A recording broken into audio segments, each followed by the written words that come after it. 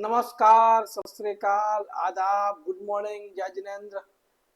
दोस्तों, आज मैं पुनः आप लोग का इस चैनल पर स्वागत करता हूं और उस महान विभूति की चर्चा करेंगे आज, जिस महान विभूति के कारण आज हम स्वतंत्र हुए।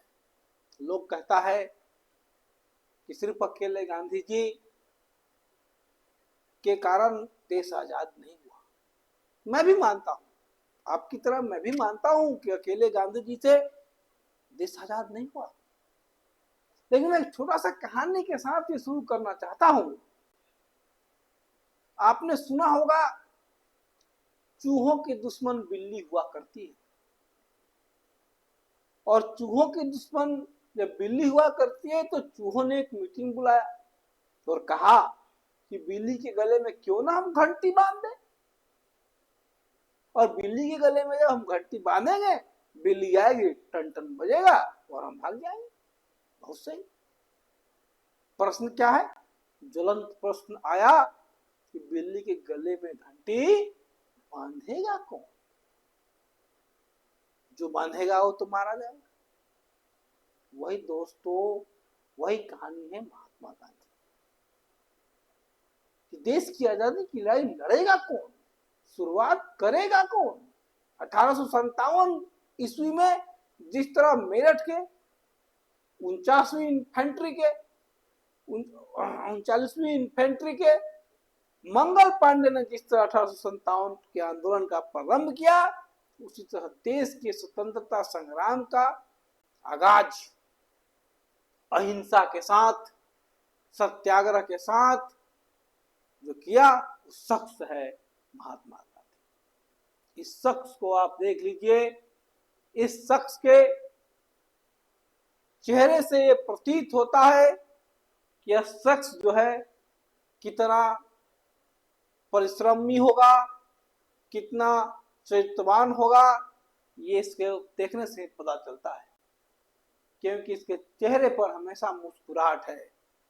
तन पे सिर्फ एक ही चादर है। किसी ने इस शख्स को नंगा फकीर कहा, विंस्टन चर्चिल जैसे लोगों ने। किसी ने बापू कहा, रविंद्रनाथ टैगोर ने। किसी ने राष्ट्रपिता कहा, सुभाष चंद्र बोस ने। इसी तरह इनके कई नाम दिए गए। किसी ने इन्हें महात्मा भी कहा। तो आइए, परिचय सत्र चलता है। परिचय सत्र चलता है गांधी जी का। हम आपको गांधी जी के परिचय सत्र क्यों ले चलते हैं दोस्तों। ये है महात्मा गांधी। जन्म 2 अक्टूबर 1869। जन्म स्थान पोरबंदर। जन्म स्थान ना पोरबंदर मतलब गुजरात। इनके पिताजी जो थे मोहनदास करमचंद गांधी के, इनका पूरा नाम मोहनदास करमचंद गांधी और पिताजी का नाम करमचंद गांधी। वहां उस समय दीवान हुआ करते थे। इनकी माता का नाम पुतलीबाई, पत्नी का नाम कस्तूरबा गांधी। ये भारत को ही नहीं बल्कि ये साउथ अफ्रीका में भी अपना परचम लहरा कर आए थे। मैं आपको बता दूं,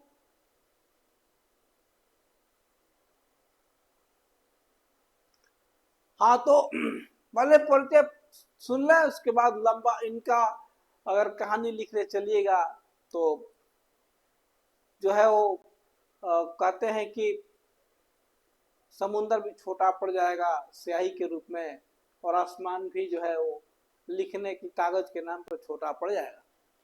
चलिए, जन्म स्थान पोरबंदर गुजरात। मृत्यु 30 जनवरी 1948। मृत्यु का स्थान दिल्ली।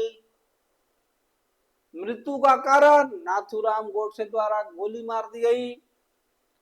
पिताजी का नाम करमचंद गांधी, माता का नाम पुतलीबाई गांधी और पत्नी का नाम कस्तूरबा गांधी। राष्ट्रीयता भारतीय जरूर लिखा है, लेकिन मैं बता दूं, ही वॉज कॉस्मोपोलिटन, मतलब ये विश्व के नागरिक थे। इन्हें विश्व के नागरिक की उपाधि दी गई। कोई ऐसा देश नहीं है। कहा करते थे, इनका वक्तव्य हुआ करता था कि अगर एक गांव को बचाने के लिए एक आदमी को कुर्बानी देनी पड़े तो दे देनी चाहिए। अगर एक राज्य को बचाने के लिए एक जिले का अगर कुर्बानी देना पड़े तो दे देना चाहिए।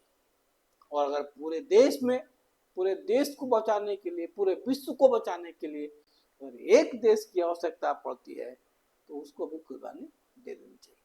मतलब मानवता के ये प्रखर समर्थक, अहिंसा के परम समर्थक, सत्याग्रह के परम समर्थक, ये अहिंसा और सत्याग्रह के बल पे भारत को आजादी दिला दी। ये शख्स अजानुबाहु हुआ करता था। अजानुबाहु का मतलब इनके हाथ घुटना से नीचे तक हुआ करते थे। इन्होंने जेल में कई किताबें लिखी, आगे हम इस पर चर्चा करेंगे।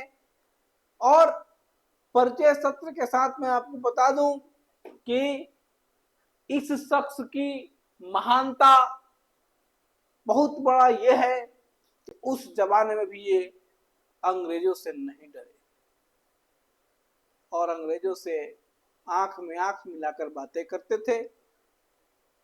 संयोग से एक बार लंदन जाना पड़ा। लंदन के राजा से मिलने का प्रोटोकॉल हुआ करता था कि कोट पैंट आपको पहनकर जाना है। बग्घी आई, बग्घी पर ये बैठकर गए, लेकिन ये मतलब अर्धनग्न, मतलब आधा धोती लपेटे हुए ये वहां के राजा के पास पहुंचे। उसी पर विंस्टन चर्चिल ने इन्हें नंगा फकीर कहा है। किसी ने अर्धनग्न फकीर कहा, किसी ने नंगा फकीर किया। उन्होंने कहा, तो उसने पूछा कि क्यों भाई आप बिना वस्त्र के चले आए। ये शख्स, जिस शख्स को लोग आज भूलते जा रहे हैं, उस शख्स ने एक ही शब्द कहा कि श्रीमान, सारे कपड़े तो आपने ले लिए हैं, मैं क्या पहनूं। ये शब्द था मोहनदास करमचंद गांधी का, वहां के राजा का। उत्तर जब दिया उन्होंने राजा को, राजा हतप्रभ हो गया।